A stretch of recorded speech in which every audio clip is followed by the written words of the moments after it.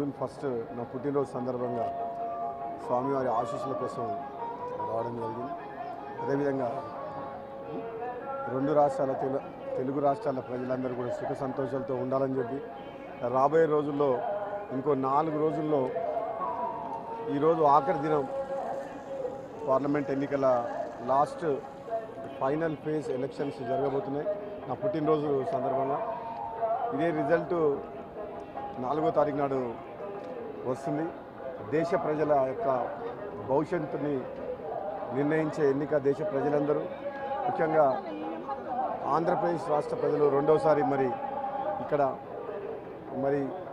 వైఎస్ఆర్ ప్రభుత్వానికి ఓటేస్తారా, మార్పు కోరుకుంటారా అనేది ఎంతో ఉత్కంఠతోటి ఇక్కడ ఈ ఆంధ్రప్రదేశ్ రాష్ట్ర ప్రజలు కూడా ఇప్పటివరకు ఏ సర్వేలో కూడా ఎక్కడ కూడా బయట పడటం లేదు. మొట్టమొదటిసారి అనుకుంటా ప్రజల నాడి తెలవలేదు ఆంధ్రప్రదేశ్లో.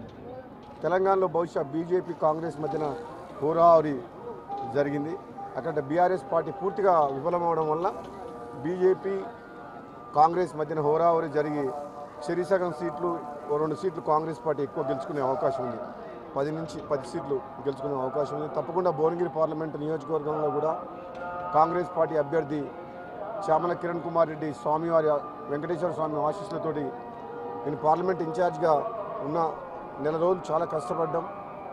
కాంగ్రెస్ పార్టీ ప్రభుత్వం ఇచ్చిన హామీల మేరకు తప్పకుండా ప్రజల్లో న్యాయం జరుగుతుందని చెప్పి ఈ మధ్యనే తెలంగాణ రాష్ట్రంలో కాంగ్రెస్ పార్టీ ప్రభుత్వం ఏర్పడ్డది. కాబట్టి తప్పకుండా మా మీద నమ్మకంతో మరోసారి ప్రజలు ఆశీర్వదించి మళ్ళీ కాంగ్రెస్ పార్టీ అభ్యర్థి కిరణ్ కుమార్ రెడ్డిని కూడా గెలిపించి అదేవిధంగా మెజారిటీ పార్లమెంట్ స్థానాలు కాంగ్రెస్ పార్టీకి తెలంగాణలో వస్తాయని చెప్పి